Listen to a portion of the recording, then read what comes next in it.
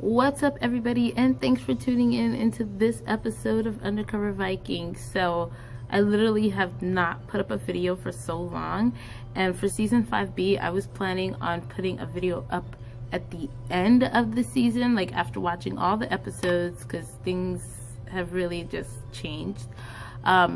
But this last episode that we just got to see, a lot of things kind of took place in that episode, and I really wanted to just like talk about it.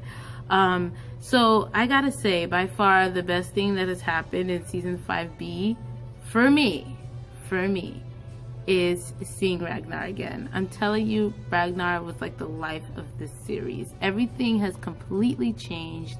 You know, everyone is basically in it for themselves. It seems like Ube is the only one that's really like striving for his father's dream, and he's really accomplishing that, I guess because he looks the most like him. Bjorn getting married again, like, dude, come on, give it a break. Now you're in love. What happened to Torun? That was like baby love, I guess. Your first love, baby love. So I guess that doesn't really count. But the girl that he's married, she's quite cute. I'm not gonna lie, she's a cutie. And so go to him. Lagertha, on the other hand, like, I don't know what's going on with Lagertha. We thought we kind of lost her. We thought she went crazy, and now she's kind of like taking what's her name under her wing, and it looks like something's going to be happening there, and she's probably going to end up dying in Wessex. Who knows? We're still waiting for the death of Queen Lagertha, and it hasn't happened. Bjorn is leaving Wessex without even knowing that his mother's alive, so I'm hoping that news actually gets to him before he leaves to go back to Kattegat.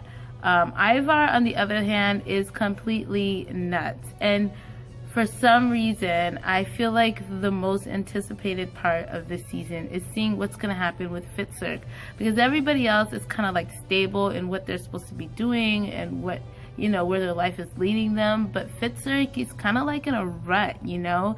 He left his brother Ube, whom he loves so much, just to be with Ivar, and I kind of felt for a long time that the reason why they put him with Ivar was because he, as a protection for Ivar, because although Ivar has all these people, the only blood relative that he has around him right now is Fitzurk.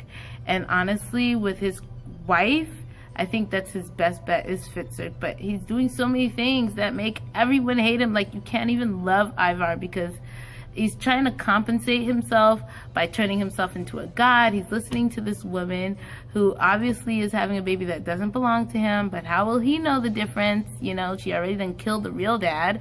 But I honestly feel like the baby was born with a cleft lip, because when the lady said he's not going to be able to drink out of a bottle, that is the first thing that came into my mind, that he would have a cleft lip.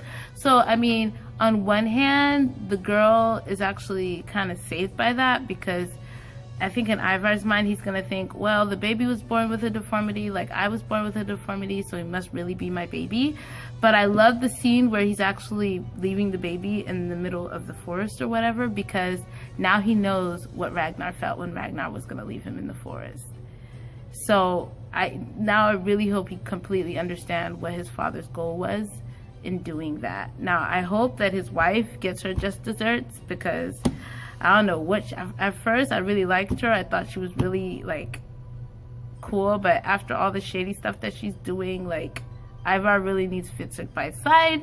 But now that Fitzurk has agreed with this Buddhist king to overthrow Ivar, like, I don't know what's gonna happen. I'm hoping that word gets back to Fitzurk about the baby prior to him actually raiding, but maybe Fitzurk and Bjorn are going to end up meeting up and raiding together and overthrowing Ivar.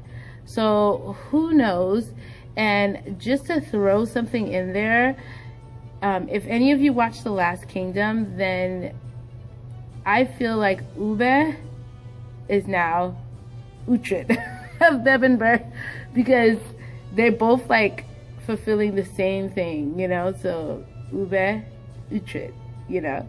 But in The Last Kingdom, Ube is like this really fearless guy that never turned into a Christian. But in The Last Kingdom, I mean, in Vikings, he actually does turn into a Christian. So I feel like Ube and Uhtred are basically the same person, you know, emulating the same person. So yeah, I mean, and then this whole thing going on with Floki, I think now that the seer is dead, I think it's time for Floki to take his place. So hopefully that will happen. I don't know how Fitzwick is going to respond to his girlfriend being killed. I mean, who knows? Like, maybe he'll kill the girl in place of that to get even, but who knows? Hopefully this next episode will be 10 times better, but I honestly feel like this was the best episode that's happened so far. Even though not much has happened with a lot of them, the fact that we got to see Ragnar again, hands down, was the best part.